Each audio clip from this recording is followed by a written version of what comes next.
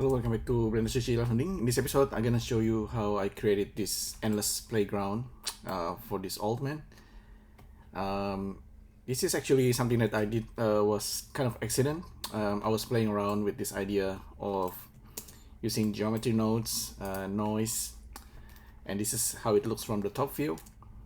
And this was created when I was doing this 800 by 80 kind of artwork design. You can create all kind of 800 by 80 design pattern using all kind of method. But I was using this basic geometry nodes, and I'm just simply using a noise texture. So this is the one that's responsible for these creations. Let me show you so I can make a quick changes. And we have like a different design now. And this old man is just for fun. So this thing also have texture being created. So there's a noise texture underneath that's displacing the mesh. So that's basically what's going on. If we take a look, so it's almost like I'm recreating displacement using just geometry nodes. So I started with, let's take a look. Look at these lines. The last one is setting positions, kind of pushing and displacing something.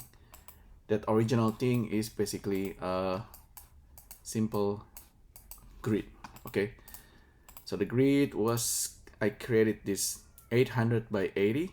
So I can change this into any number and it will still work. So it's pretty cool.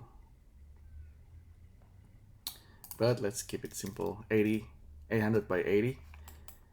I have a color and I have smooth shade being exported.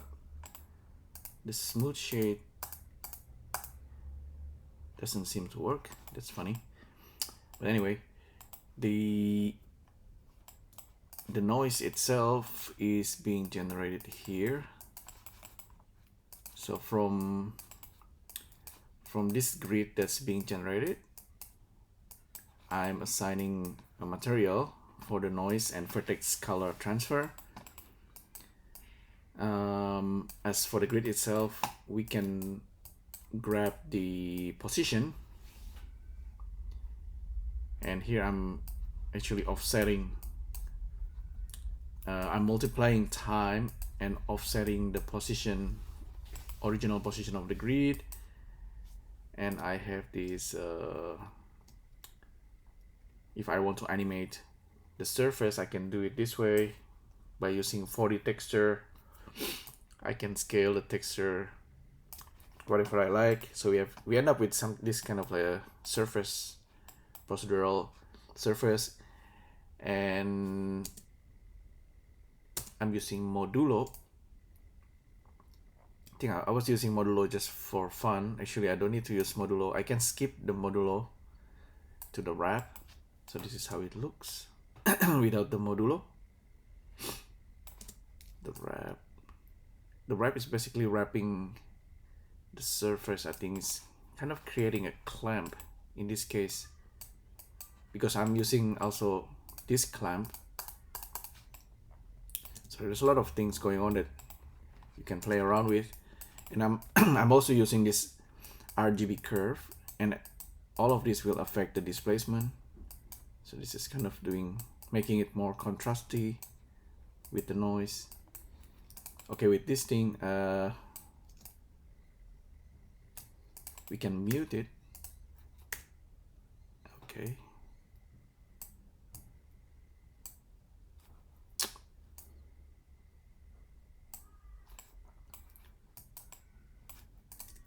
And unmute, and then let's just take a look. Okay, I'm also using color ramp here.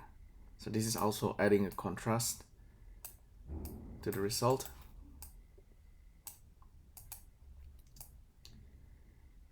Okay, there's a wrap minimum and maximum that you can play around with. And also there's a map range.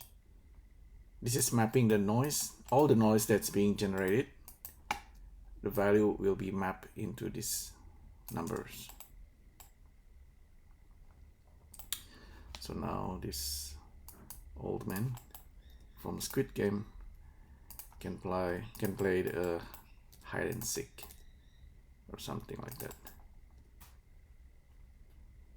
Yeah, it's pretty basic stuff, but it's still pretty interesting. So the result of this noise and the value is piped into the Z, and I'm using it with original position. Just add it together and set the positions into the original grid. So the whole thing is very much flowing. It's very nice, and it's easy to understand. This is the result as a noise. I actually quite like this resulting noise. It's different, slightly different from before.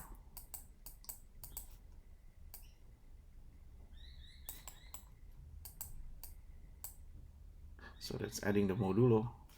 The modulo give the totally different result. Oh, by the way, yeah, the vertex color is being output here to the color. So from inside geometry nodes, I'm passing the color out here. And if you look at the shader node,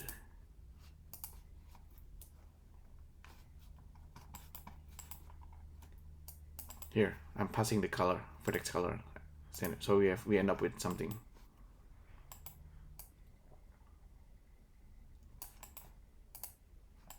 Okay, so that's pretty much it. Hopefully you find this useful. Thanks again for tuning in, and I'll see you next time. Thank you. Bye.